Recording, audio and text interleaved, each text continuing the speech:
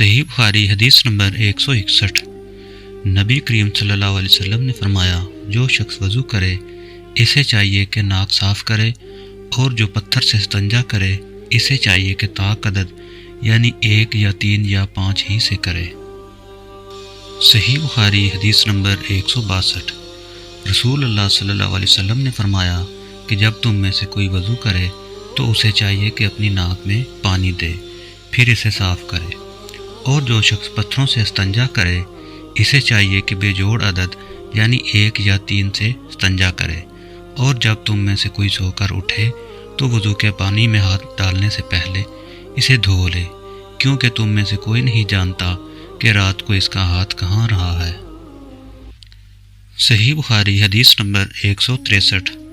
عبداللہ بن عمر رضی اللہ عنہ کہتے ہیں کہ ایک مرتبہ رسول اللہ صلی اللہ علیہ وسلم ایک سفر میں ہم سے پیچھے رہ گئے، پھر تھوڑی دیر بعد آپ صلی اللہ علیہ وسلم نے ہم کو پا لیا اور عصر کا وقت آ پہنچا تھا۔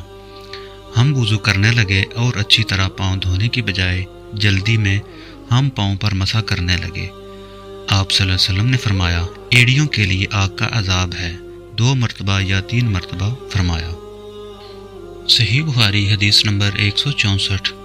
حضرت عثمان رضی اللہ عنہ نے وضو کا پانی منگوایا اور اپنے دونوں ہاتھوں پر برتن سے پانی لے کر ڈالا، پھر دونوں ہاتھوں کو 3 دفعہ دھویا، پھر اپنا دانا ہاتھ وضو کے پانی میں ڈالا، پھر کلی کی، پھر ناک میں پانی دیا، پھر ناک صاف کی، پھر 3 دفعہ اپنا منہ دھویا اور کوہنیوں تک 3 دفعہ ہاتھ دھوئے، پھر اپنے سر کا مسح کیا، پھر ہر ایک پاؤں 3 دفعہ دھویا، پھر فرمایا، میں نے رسول اللہ صلی اللہ علیہ وسلم کو دیکھا کہ آپ میرے اس وضو جیسا وضو فرمایا کرتے تھے، اور آپ صلی اللہ علیہ وسلم نے فرمایا کہ جو شخص میرے اس وضو جیسا وضو کرے اور حضور قلب سے 2 رکعت پڑھے جس میں اپنے دل سے باتیں نہ کرے تو اللہ تعالیٰ اس کے پچھلے گناہ معاف کر دیتا ہے۔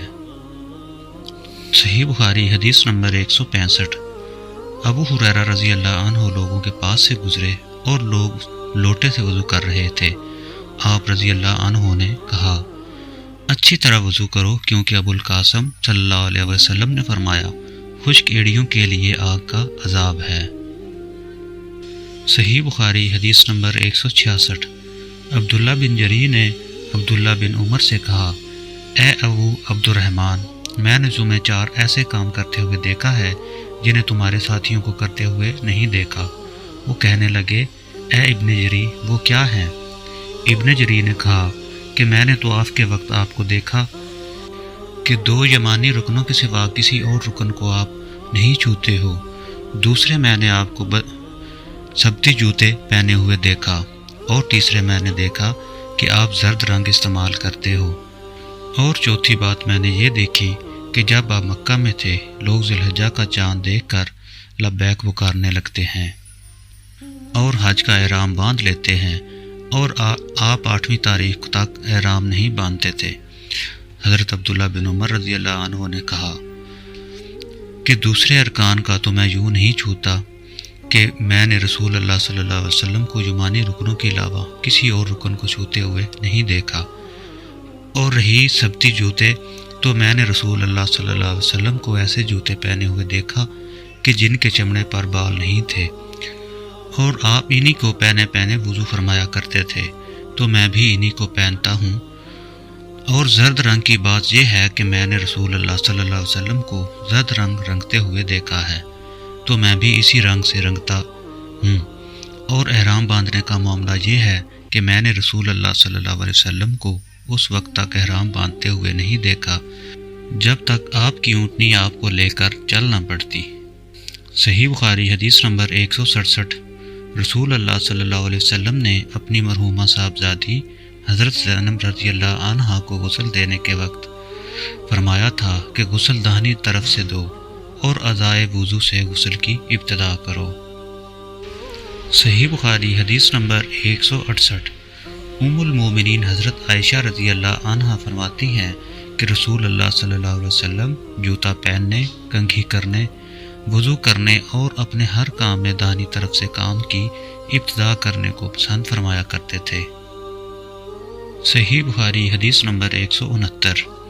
انس بن مالک رضی اللہ عنہ فرماتے ہیں کہ میں نے رسول اللہ صلی اللہ علیہ وسلم کو دیکھا کہ نماز عصر کا وقت آ گیا۔ لوگوں نے پانی کی تلاش کی، جب انہیں پانی نہ ملا تو رسول اللہ صلی اللہ علیہ وسلم کے پاس ایک برتن میں وضو کے لیے پانی لایا گیا۔ رسول اللہ صلی اللہ علیہ وسلم نے اس میں اپنا ہاتھ ڈال دیا اور لوگوں کو حکم دیا کہ اسی برتن سے وضو کریں۔ حضرت انس رضی اللہ عنہ کہتے ہیں کہ میں نے دیکھا کہ آپ کی انگلیوں کے نیچے سے پانی چشمے کی طرح ابل رہا تھا، یہاں تک کہ قافلے کے آخری آدمی نے بھی وضو کر لیا۔